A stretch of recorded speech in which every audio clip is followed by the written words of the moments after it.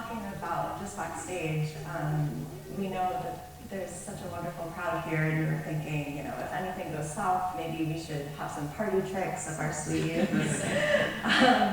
But I did want to actually open by asking you sort of like a party question.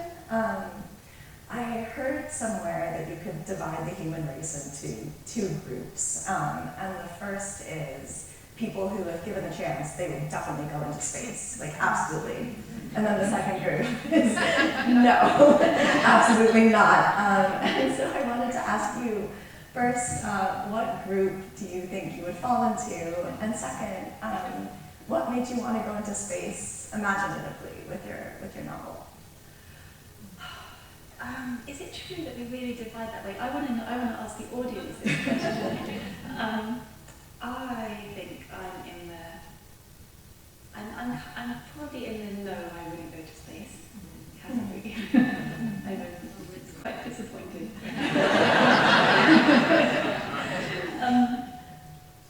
But I might do if I could be sedated.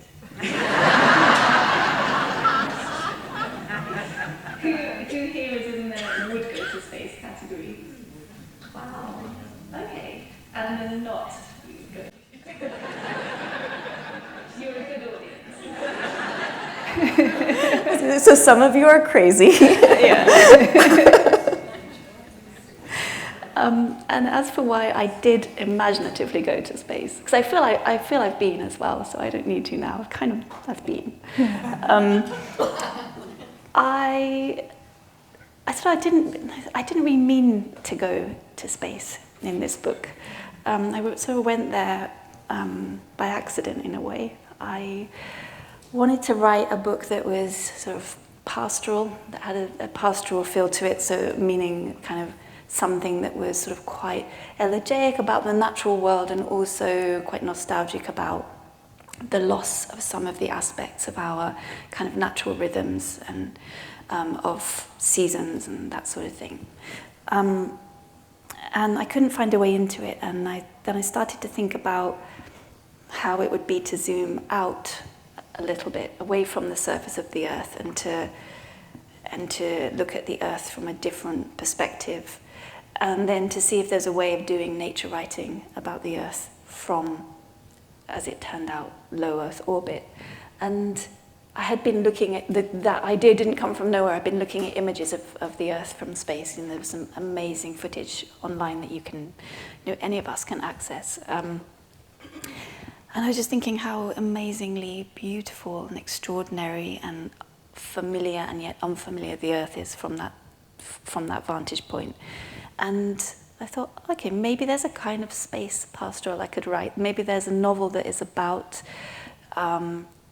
the Earth as a lived, a sort of natural environment, and space as a natural environment that could be written from orbit while going around it, at 17,500 miles an hour. And maybe as well, there is a domestic novel there, because we do live in space as a species, and there are people there now, just cooking, and they're not, it's their nighttime now, but they're probably asleep at the moment, but there they are, vacuuming and cooking and dusting, and there's a sort of domestic novel to be told there as well. So it just seemed like a really interesting vantage point to tell the story of the Earth.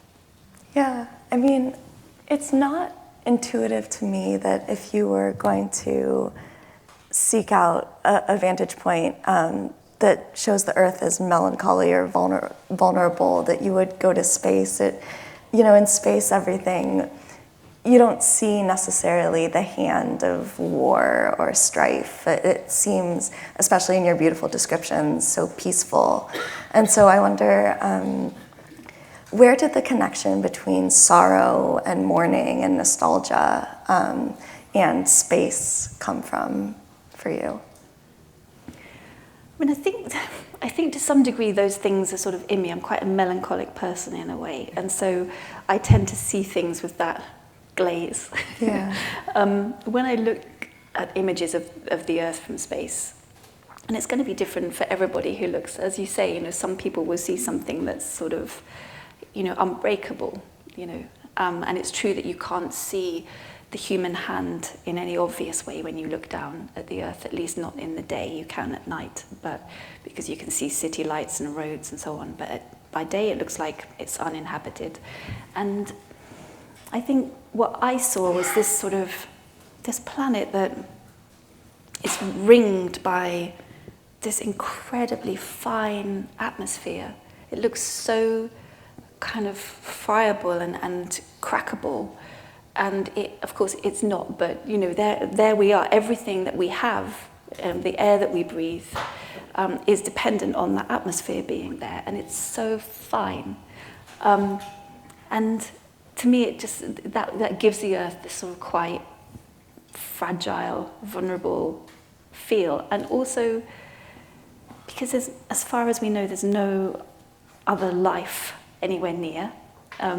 There's nothing else very near. There's the moon. There's our lovely moon just sort of moving around us, but otherwise we're kind of alone. And seems to me something that really speaks to melancholia in a way, as well as to rapture and to joy and to wonder, for sure.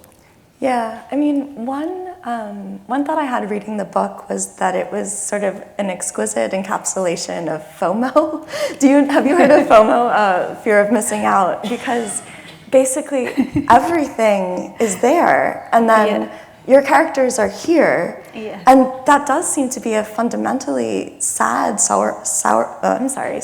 sorrowful vantage and position to be in, And it made me think also about escape and projection, the idea that your characters have escaped from something and yet their gaze is trained back on what they've come from. And I guess maybe this would be a place to bring in the contrast between your 6 astronauts, and then there's a lunar mission. There are other astronauts who aren't staying in low orbit, but they're going to the moon. Could you talk a little bit about why you had that contrast? Yeah, so the book takes place over one 24-hour period of the space station orbiting the Earth, and on this one day, there is a lunar mission that has taken off. And there are some astronauts on their way to the moon. And there will be a lunar mission, a manned one, it was going to be 2025, but it's not going to be that now, so I'm not sure, soon. We will, as a species, land on the moon again. So I wanted to kind of place the book in time, in a way, to say that I'm recognizing that there are these missions that are imminent, and to sort of mark the time in the book by having one of those. But more than that, I wanted to... I feel very strongly that there is an era that is ending, that the ISS sort of engenders in a way. It kind of symbolizes quite strongly for me, which is this era of probably the last generation, and certainly the ISS has been orbiting the Earth for the last 25 years, and it's been a sort of exercise, an experiment in peaceful collaboration and cooperation between multiple different nations. And it's also been this focus on the Earth, and obviously they're doing science on the space station, which is toward trying to prepare us for longer duration missions. So it's not all been about the Earth, but largely it has been about going around and around the Earth in this quite attentive, almost tender way, I think. This is my sentimental take on it. And looking back at the Earth and marveling at it, and understanding the imperative to protect it. And then we're moving into an era of, deorbiting the ISS and getting away from the Earth and exploring the Moon and Mars as not habitable planets as such, but in the immediate future. I don't think the plan is to live on Mars in near future, but certainly the plan is to exploit resources on the Moon and on Mars. And I think there's something about this I wanted to articulate with that Moon mission, this changing of guard, of eras, from collaborative, largely peaceful, and earth-focused, to much more driven by kind of individuals and commercial interests, getting away from the earth, probably a bit of a land grab, quite exploitative. I know there's more to it than that, and astronauts would give a far more positive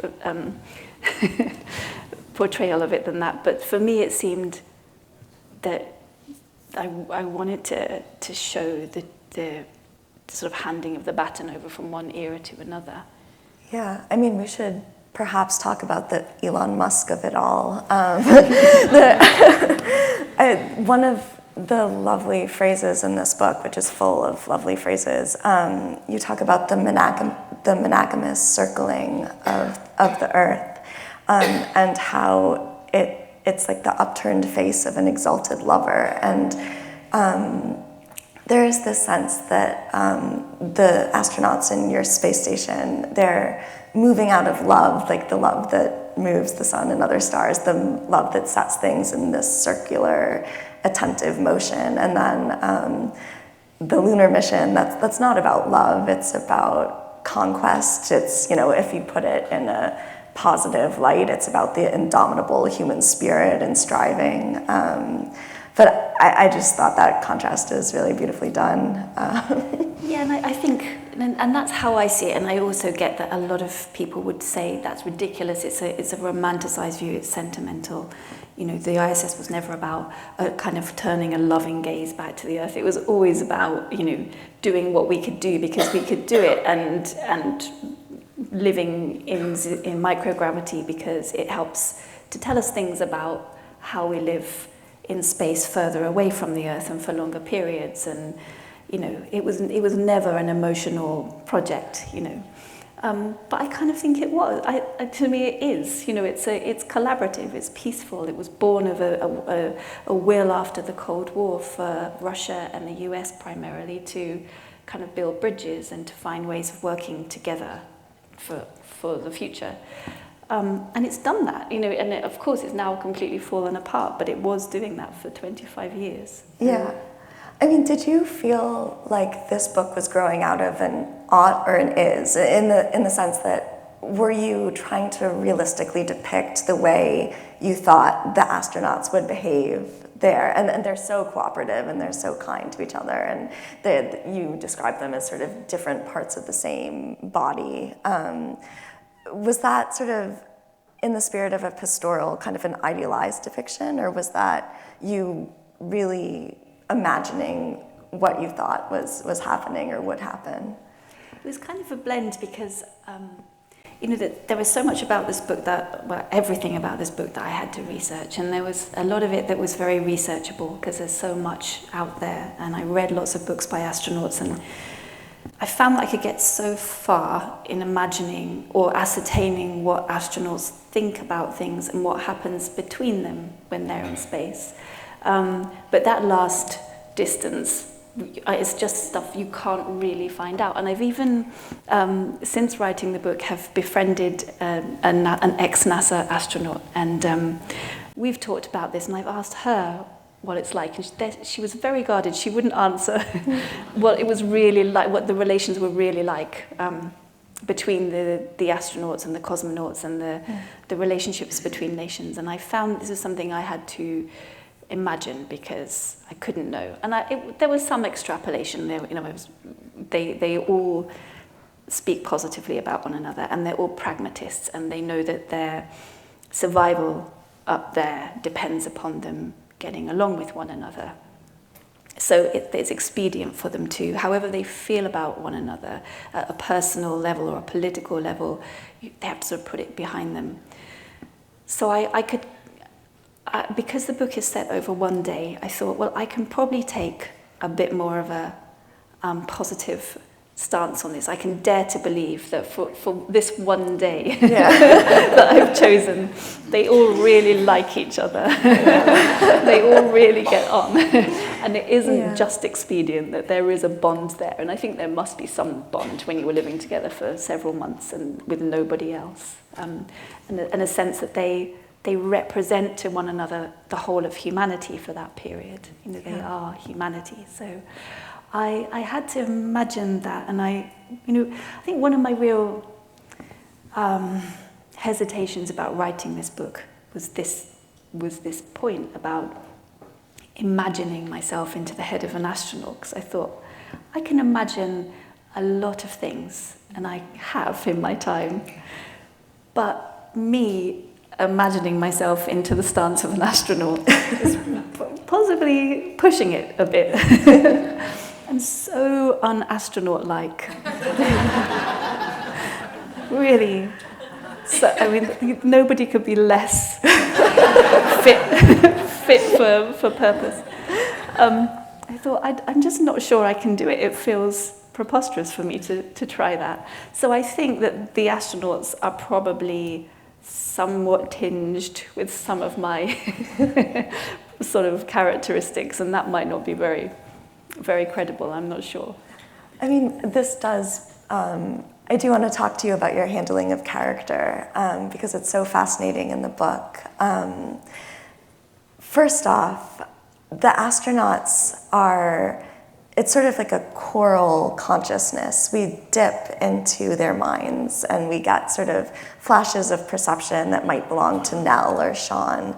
But there's also a lot of you, so the action will be narrated by or will be like from the perspective of a you. And I guess there is this sense that these 6 figures are representative, and you alluded to that earlier.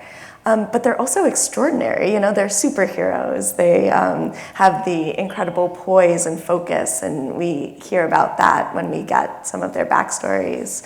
And so I guess I'm curious about how you crafted these particular characters, and then I want to ask you more about your more general approach to character, which I think is really interesting in this book.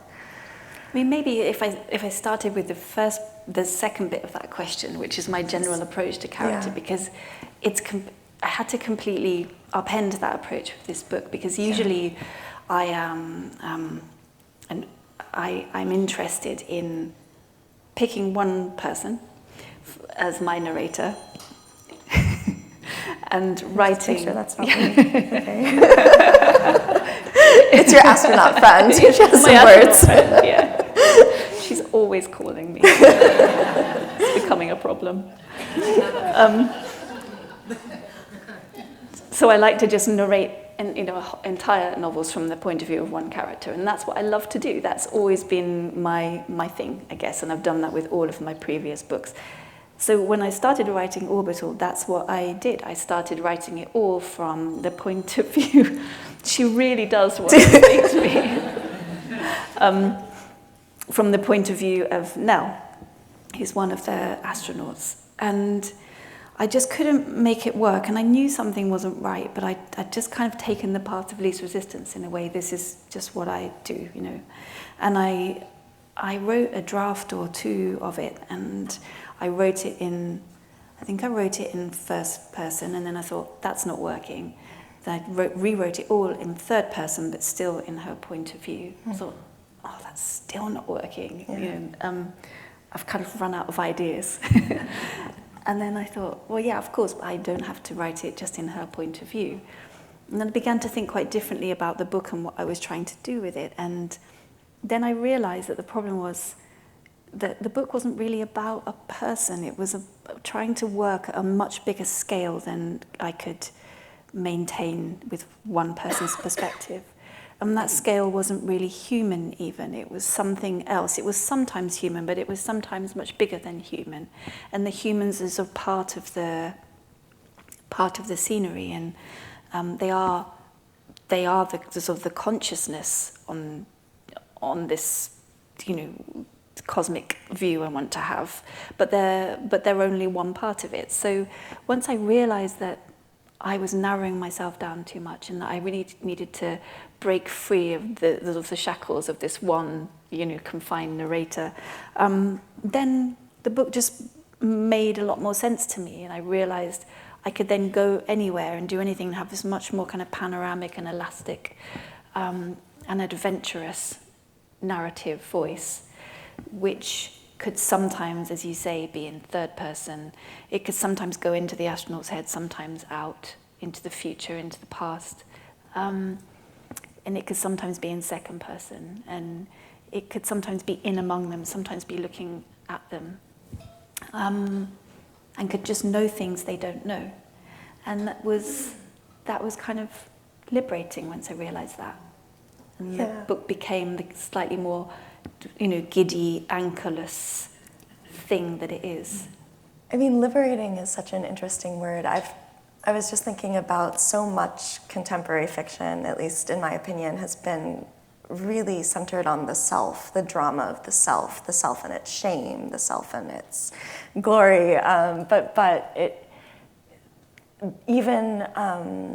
even some of the novels that have been in vogue recently about a very sort of repressed or reticent narrator, someone whose the contents of her mind aren't really even available to her. It's all about interiority and the absence of interiority and the sort of drama of that. And there's something really refreshing and vital in seeing the world beyond just particular selves, maybe seeing a concert of particular selves working together. But is there, what is that beyond for you? What did space teach you, if you feel it taught you anything about what a novel can do or should do? That's a really good question. I think I wanted to get away from self, sort of, when I wrote this book, myself, but also this kind of predicament of self that that life presents, and that the novel seems very much to present at the moment. I think that was partly a reaction to my own sort of previous book, which I also wrote by accident. There seems to be a theme, which was about my experience of having very severe insomnia. And I didn't ever imagine I would write about myself. And then I just started writing in very sleep-deprived states, and I ended up with this quite short, sort of intense book about my own suffering. And I think when I came to write this novel, there were things I wanted to preserve about the process of writing that last book, which was again quite liberating in that I didn't have a plan. There was no sort of architecture to it. I just wrote whatever came in an almost semi-wild state, I think. And there was something I wanted to try and kind of recapture with this novel in that. But I also really wanted to just get away from my, myself, my suffering, this small experience of the world. And maybe it wasn't so much about escaping it, but kind of going through it, sort of going through the self and the very particular predicament of oneself in one place and time, and sort of out the other side. And there's that other side sort of seemed to me this much more sort of cosmic view. It's sort of the going in to go out. I feel like I kind of went into myself and through and out the other side, and this is what happened to the other side. And then you have this apparatus that is wakeful and watchful, but in an incredibly tender, positive way. But you do write about sort of the lore of nothingness, right? Like Nell goes out on the spacewalk, and she thinks, I'm not scared at all. I would just want to sort of go thousands of miles out into the blackness. And that did remind me a little bit about some of the temptations or the longings of the Insomnia book, which is so beautiful and everyone should read it. I don't know, were you conscious of sort of refiguring those themes? I don't think I was that conscious of it, but I certainly, that bit about Nell being on a spacewalk and just having this momentary thought of, well, if my tether were to break or come loose, there's a kind of wonder in just floating out. And I could for all of my sort of very unastronaut, maybe this is part of my unastronaut self, I could quite imagine enjoying that. That just a sort of a literal and metaphorical untethering from all these things that sort of keep us where we are and who we are and stuck, I suppose. I think there's a lot of synergy between this book and my book about insomnia. I think the two things speak to each other in ways that I wasn't really conscious of. But I think that I kind of, sort of going back to what I was saying before, sort of got so sick of thinking about my own suffering. And I think that I really wanted to write about beauty and about joy and about radiance and wonder. And I felt those things when I looked at images of the earth. And it was a way of, just not necessarily forgetting the ways in which I was suffering or anyone else was suffering, but just sort of being able to hold them in this much bigger feeling, which is like expansive, very beautiful feeling of almost like being in love, when you're looking at the loveliness of our earth. And I think that's what I wanted to really write about. That's the fundamental, that's the core of this novel, I would say. Yeah, I mean, the novel, if one of its subjects is beauty, and it's just sort of relentless beauty on every page, I wondered, did you ever worry about sort of the reader's beauty receptors getting exhausted, or like how did you sort of titrate the mundane with the gorgeous and otherworldly? Was there some sort of mathematical? No, it's a really good question though, because it can get exhausting. And I think I was doing an interview with a journalist the other day and sort of saying this. I was worried that it would just become too enraptured and too breathless and just too glad. And she said, yeah, like just having an orgasm all the time.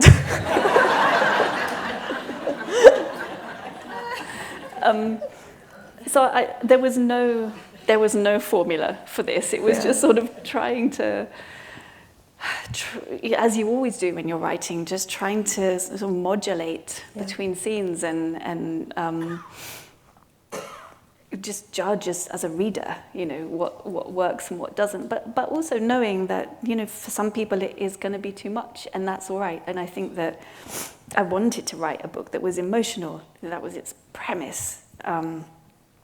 And I just thought, it's not going to be for everyone. I honestly thought that this book would have, my mum would read it and a few other people, and that would be it. I just thought it's a small kind of strange book that doesn't have any plot and is going to kind of annoy some people with its sort of insistence on wonder, and that's okay, So that I was not expecting anything more, and that too was liberating, because I felt, I can do what I like. I've always felt with my writing I can do what I like.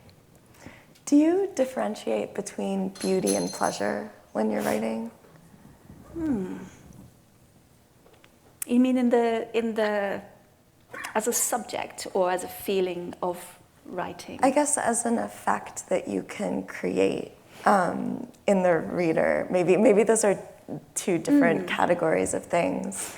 I can try to expand if that's not a good question. I was just thinking that often my experience of beauty in your book is attached to a sense of mystery, and then my feeling of pleasure in your book is attached to a sense of familiarity and getting to know the characters, and even the pleasure in a traditional novel is sort of getting to know people and their circumstances, and there's a little bit of a gossip monger quality to it. And so, but it strikes me that your book is both profoundly pleasurable and profoundly beautiful, and I just wondered if that was a distinction that had resonance for you, or if you're no, that doesn't make sense. It does. It makes a lot of sense. It's a really thoughtful question. I think all I can say to that is I think that I'm aware a lot of the time when I was I was writing about beauty, I was aware that it's not straightforward. I'm not trying to offer myself or the reader any sort of little sort of pill of optimism, which pleasure might give you. Yeah. I wanted it to be able to be more complex than that we can look at something like the typhoon that happens in the course of the day in the novel. Sort of a typhoon builds and it turns into a super typhoon and sort of demolishes the Philippines, and yet it's so beautiful from space. You know, it's this kind of wonderful, you know, very magnificent kind of movement of weather that you can see build, and you can see how the winds are sort of being pulled at the equator, and it's just quite magnificent to see it, and yet there's nothing pleasurable about it, and there's everything about it to be feared, and of course, you know, there were resonances with climate change and the fact that these weather events are becoming more frequent and so on. So I suppose that's one place in which I felt, you know, beauty isn't necessarily going to be satisfying, and it's not necessarily going to be pleasurable. It's complex. Yeah. That gets at sort of another theme in the book, which is perspective. It seems like you're toggling often between the human and almost the divine perspective. And you have an amazing passage about a Velázquez painting, Las Meninas, where you really delve into this question of who is the subject, who's looking, what does it mean for the object of the gaze, you know, and who the subject of the gaze is. And I wondered if you could talk a little bit about that painting and why you wanted to include it. Yeah, it's exactly for that reason. I mean, partly it was for more selfish reasons as well, because I really loved that painting and I wanted to write about it. So I started writing about it, and then I thought, oh, it's just another one of the rabbit holes that I go down when I'm writing, and I get sort of indulgent and I just write things. I thought, that has no place in this book. And then I put it aside. And then I can't remember at which stage, but at some point I thought, oh, but wait, it's kind of sort of articulating something of what I want to say in the book about subject and object, and the fact that whether we are subject or object is merely a matter of perspective. And we can sort of be both at the same time, and the earth can be both at the same time. And that we don't, it doesn't take very much to upend our perspective. You know, with the Velázquez painting, it's merely sort of putting a mirror in there and putting the artist in the work, and suddenly everything is called into question. You know, what is he painting? The king and queen? Are the king and queen the viewers? Are we the viewers, etc.? And then, you know, with being in low Earth orbit, they're only 250 miles up. It's nothing, and yet it completely changes the way we see our planet, or invites us to question everything we think we know about ourselves as a species and about the other creatures that we share the planet with, and the planet itself and our place in the cosmos. And I find it very interesting how it's just small kind of shifts that sometimes enable big shifts in perspective. And so I wanted the painting to kind of speak to that. And then when I was reading about it more, I was also reading, and some people will probably know more about this because I'm not that gemmed up about it, but there's, in the painting, there's, I think the princess in the middle of the painting is holding a little red pot. And I think these were made of something like lead. And the aristocracy would sort of nibble on them because it was believed that it would make your skin whiter, and this was a sign of wealth and power. And that pot isn't in there for no reason. You feel like he's trying to make a statement that, and it felt like that was something that I kind of wanted to smuggle into the novel as well, this idea of, you know, or maybe I don't smuggle it in, actually, maybe it's quite clear that, you know, here we are now sort of all, you know, consuming something, things that give us the illusion of wealth and power, but which really are sort of killing us, you know. So I was quite interested in all the different levels at which that painting is working. Yeah, one character decides that the main character of the painting is the dog. Could you walk us through his reasoning? Because it was delightful. Well, funnily enough, his reasoning is also my reasoning. I think when I was looking at that painting, often you find online sort of annotated versions of it, so people will number all of the people in the painting, and they'll say this person is these are the ladies in waiting, and it's called Las Meninas, the ladies in waiting. So you think it's about them, and yet it doesn't seem to be about them at all. They're off on the side, and here's the princess, and here's the king, queen, here's the painter himself.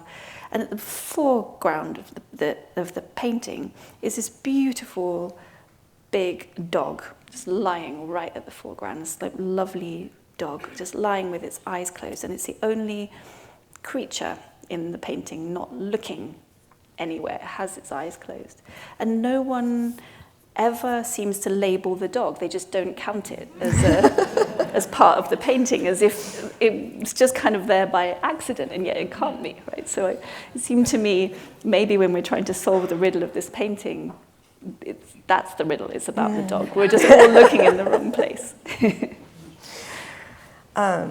Well, I think we have some time for audience questions, if anyone has questions. And I think there will be microphones traveling down the aisles. So I can call on people if anyone wants to raise their hand, and then it's just waiting until the microphone makes its way down to you. Yes, we just need the microphone.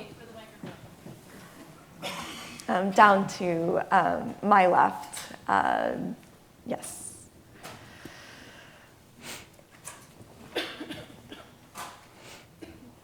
Hi. My book group asked me to ask you this, so I'm doing the right thing.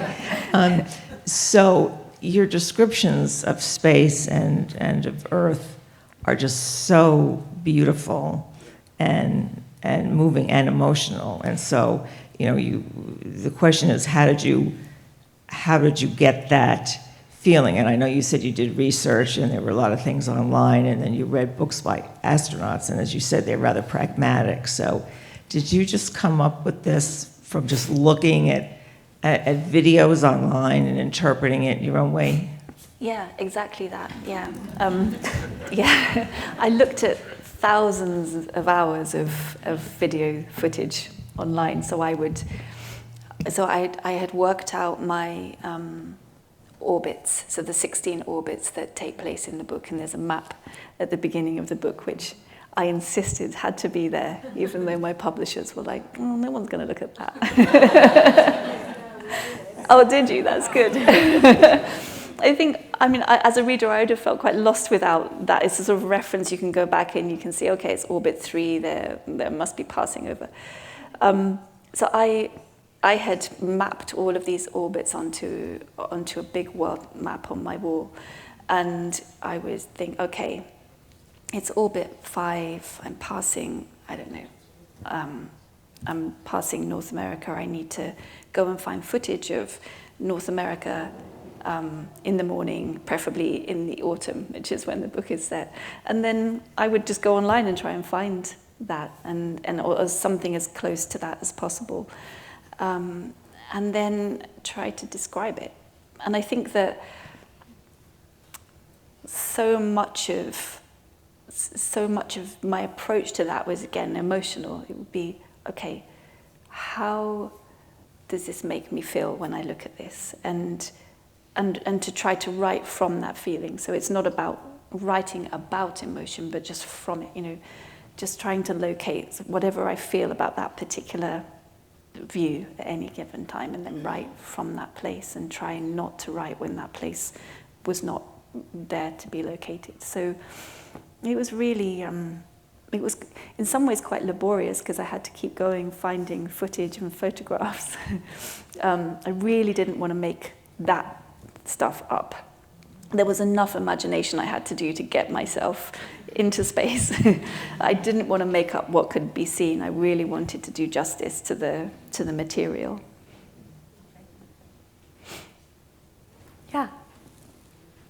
Oh, sorry. In the or I don't. First. So when you write something so beautiful that takes so much emotion and imagination, what is the feeling when it's done? It's a good question because usually when I finish novels, I feel really quite relieved. You know, some people describe a kind of grief when they finish their novels, and I've never felt that. With this, I didn't feel any grief when I finished it, but I felt that the novel had been a place I could go to. It felt like an escapism for me. Felt really consoling to write it. There was something about the scale of it, of being able to hold this view of the earth and a view of us as a species, and with a degree of kind of compassion that I can't very easily find when I'm down here on Earth. It gets harder, you know, and yet there was something about looking at the Earth and sort of seeing the evidence of us, however obscure or obvious it was, and seeing our endeavor and the way that we, by and large, really do try. We're doing our best to play the game of life and to survive on this planet, which is just a planet. It's just hanging there precariously, you know. And I think it gave me a sort of a different view on humanity. It enabled me to get away from some of the sort of smaller, more constricted feelings of frustration or anger or being upset with things that are happening on Earth, and to just have a broader view. And that's not to say a romanticized view, or that it's one that was naive or neglected the problems that we have and the problems we create, but one that could hold it all in view at once, you know, everything, all of the contradictions. And I think for that reason, it was quite hard to finish. It was a world I didn't really want to leave. Yes, sorry, all the way in the back.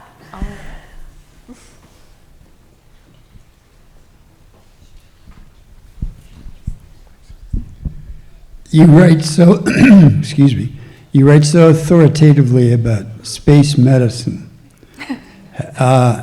Do you have a science background? Have you been a science writer?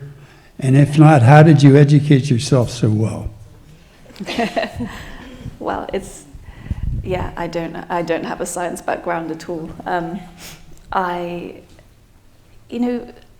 Something I discovered when I was writing this book is that, pretty much everything that NASA does, or certainly on the ISS, is in the public domain. So you can find out everything. You can find out which experiments they're doing there day by day. So if you wanted to know the experiments they'll be doing tomorrow when they wake up on the ISS, you can find that. It'll tell you exactly which ones, and why they're doing them, and what application they have in space and on Earth. So I read through, hundreds of these experiments, and just looked at the ones I thought might be interesting for my astronauts to do, and things they might be doing in the time frame of the book. But you can find all of this out. It's extraordinary, you know. So I think that when you're writing a novel and you're intensely researching, you become you never become an expert ever. I think we're sort of like parasites, really. We just go and we kind of find the material we need, and we sort of suck it dry, and then we move on. So that's what I did in the case of this. And I was interested in it. I was interested in everything I was discovering, but it's always a degree of interest that's sort of quite predatory in a way. It's sort of, how can I use this? You know, how can I build this in? And once you've done that, then you move on and you find out the next thing you need to find out. I'm sorry if that's disappointing. Over here, I think. Hi, thank you so much for coming here to speak with us. I remember we're here. Oh, you're there, sorry, I couldn't see you. The voice from everywhere. This is not a question, just a comment, but I just can't get over your description of yourself as the most astronaut-like, and I can't, and I've just been sitting here thinking about what makes a good astronaut. And I just wanted to invite you to maybe consider yourself the most successful astronaut.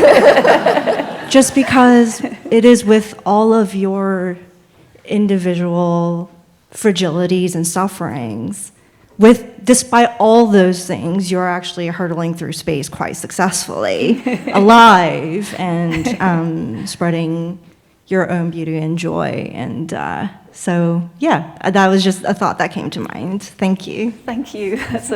I'm going to hold that. Thank you. Yeah, yes, sorry, man in the striped sweater. Hi. Could you speak a little bit about the choice of the setting of the single day? I think when you were speaking about the kind of the blending of the beauty and the mundanity. Yeah. I had some thoughts around that, and maybe that being related, but would love to hear your take. Yeah, it's a good question, and when I was speaking earlier about my sort of blundering first and second drafts, I should have also mentioned at that point that in those blundering drafts, it was not set over one day, it was set over 1 month, which also really wasn't working, and it was so much working against the spirit of the novel and the sort of the pull of the novel, that until I understood that it needed to be a much shorter time frame, the book just wasn't working. So it was sort of, I made these two, what now seem very obvious discoveries, that it should be a much more open, panoramic narrative position, and it should be a much more confined temporal, frame. Once I realized those things, everything just aligned, and it became a much shorter book. It was sort of a normalish length when it started, and now it's a fairly short book. So once I realized that it should be over one day, it sort of made me able to think about structure as part of the subject of the book, so that the structure of these 16 orbits and of the 16 sunrises and sunsets and 16 days within one day could articulate something that I was trying previously to say quite laboriously about the kind of upending, exploded nature of time in orbit.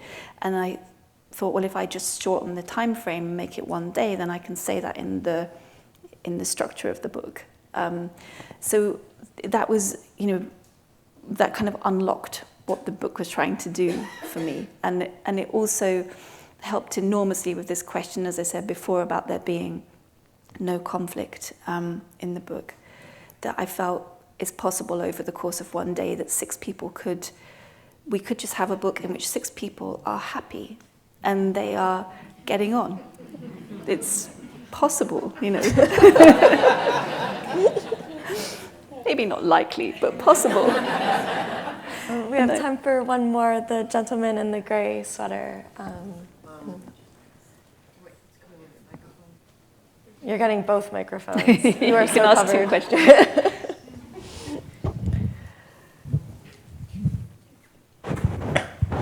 One thing I found I was startled when I read it, was the Japanese astronauts' grandparents were at Nagasaki and at the time of the atomic bomb. I wonder if you could speak about that, why you chose to put that in the book. Yeah, I was writing about the Japanese astronaut Chie, and in the book, on the day in which the book takes place, turns out that she discovers her mother has just died, and this is something that happens to astronauts from time to time. Something calamitous will happen on Earth, and there's nothing they can do about it. So I wanted to sort of write about that. So I was going into her backstory and, in my mind, sort of working out her family history. And I sort of knew that she was, so astronauts used to always really come from the military or they were fighter pilots. It used to sort of be the case. It's less the case now. They sort of come from more varied disciplines. But I knew that I wanted Chie to have been one of the very first female fighter pilots in Japan. Once I knew that about her, I thought, well, she's a really extraordinary person, and what could account for that? And so I sort of went back into her family and explored possibilities, and decided that there was going to have been this moment, this very decisive moment in her family's history, which meant, sort of as she saw it, fate had kind of decreed that her mother would survive and she would exist, she would be born. So it all came of that, just imagining a story for somebody who I saw as absolutely extraordinary and kind of contrarian against her own time and against her own culture, and what could have been the origins of that. Thank you all so much, and thank you, Sam. Thank you. Thank you, Katy.